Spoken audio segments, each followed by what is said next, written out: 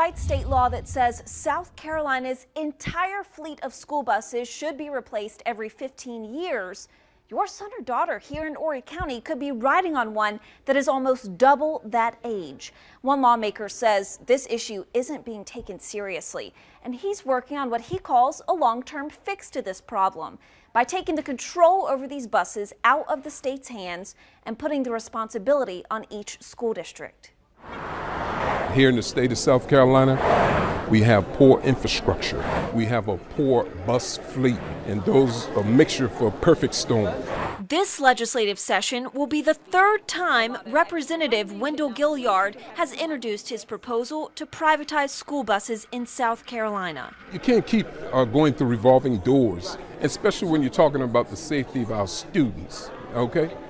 And that's why we have to take other alternatives. He says the recent allocation of more than $20 million in surplus lottery funds to replace aging buses in our state is just not enough. Let's face it, we are poor stewards when it comes to maintaining these buses.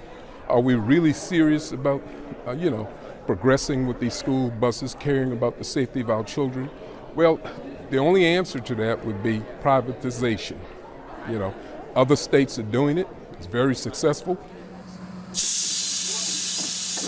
Gilliard's bill would establish a school transportation reimbursement fund to reward school districts for making this change. And the proposal would also give what money the state would be saving with this move to teacher salaries. Surely we could use that money elsewhere. Here in South Carolina, we have a shortage of teachers, because they're leaving South Carolina, either going to Georgia upper state for better pay, better pension. But not everyone is as optimistic about this idea. Horry County Schools Director of Transportation Jim Wright says he doesn't see a benefit to this bill. Absolutely be more expensive, because then you're constantly bidding on a contract. Once that contract goes out, you're kind of locked in. It's not a cost-saving thing for the taxpayers here of Horry County. Wright would like the State Department of Education to maintain control, but he does want to see something done. The buses need to be upgraded. We need to get to where the law says that the buses shouldn't be over 15 years of age. I currently run 45 myself here in Horry County. That's 30 years old. I can apply for an antique tag. Wright says Horry County has not seen any major issues, but the constant maintenance of the older buses puts a burden on the school district and the students who rely on them. So anytime we find some small things with an aging fleet, and when I'm talking 15 years and above, that happens on a regular basis. So that kind of interferes with the timing in some cases. We don't drive the vehicle till it's 100% ready to roll. Right now, there are 313 buses owned by the state in Horry County. Wright says most of those are over 10 years of age and approaching the 15-year mark that state law says is supposed to be avoided, but it's not.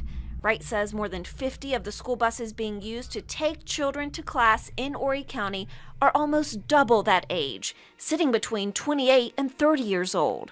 With the fleet of buses, that's really Neanderthal, okay? It's just one too many incidents, and I think we're putting the children at risk, and we should take some serious action. While this issue isn't new, Representative Gilliard says a long-term fix needs to happen sooner rather than later. Let's not wait until a major tragedy, then when everybody would have to stand back and say, oh, you know what, maybe we need to rethink this. Let's rethink it now. Ryan Brown with the State Department of Education says school districts do have the ability to contract with private providers right now, but only Charleston County School District has chosen to do so. Beaufort County gave the private route a try, but dropped their contract a couple of years ago. This bill has been referred to the Committee on Education and Public Works, and we'll keep you updated on its progress. In the studio, Caitlin Stansel for WNBF News.